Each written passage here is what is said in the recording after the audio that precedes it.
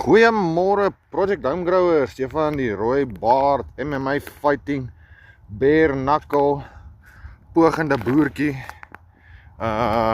Alweer. Ons het so rukkie terug spinasiesaad gesaai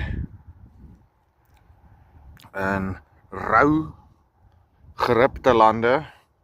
Niks verder grondvoorbereiding nie. Geen gif. Behalwe, ek kan nie sê geen gif nie, ons spuit vir wurms. Die motte verniel ons.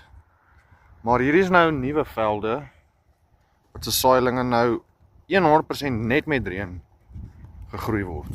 So die ander spinasie wat ons afhaal, ons basies op dieselfde manier gedoen. Al verskil is daar's beesmis in. Maar hierdie is nou rou grond, nog nooit